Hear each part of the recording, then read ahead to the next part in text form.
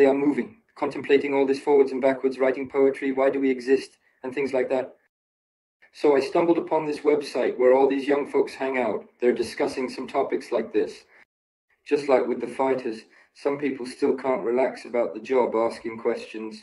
Bro, then why does he say we're alive, Well, bro, he's saying, like, why then, like, we come and we die, Like, is there someone to translate?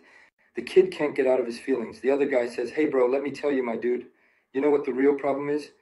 The main issue is, he says, it's occurring because we asked this question. So the animals ask, why are we coming? They wake up in the morning, they eat, they sleep, because this question is really getting on our nerves, He's basically saying to leave it. Why is this happening, man? He's saying, leave it be, why bother? He says it ended up like this, per the rumor mill. Anyhow, he suggests we do something here, no nerves. Given our conscious existence, have they not contemplated why Allah created the heavens and the earth? This profound question calls for reflection on the purpose behind the vast expanse and intricate wonders of the universe, a testament to the wisdom and design of the Creator. We are within a witness that is open to creation with our reasoning nature.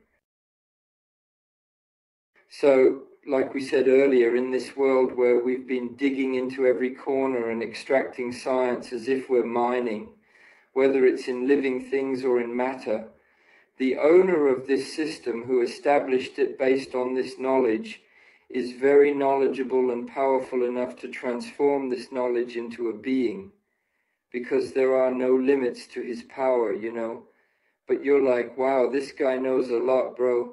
If you did these things, you'd make a lot of money.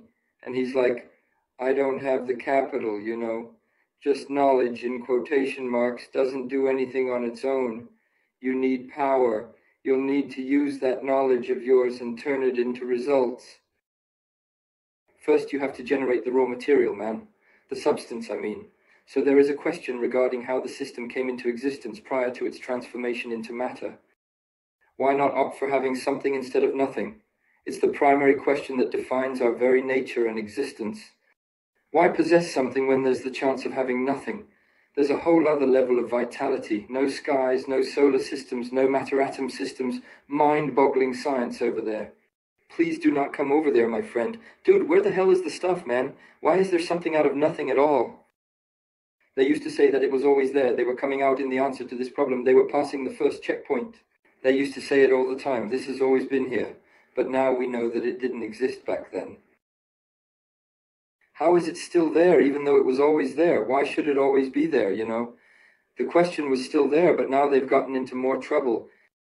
That's the reason why the Almighty first states that our creation, which requires a systematic form from existence, is brought into existence from nothingness, and then leads us to the thoughts that the one who created us also created life and did it for this purpose, emphasizing the interconnectedness of our creation, existence, and the intention behind the creation of life.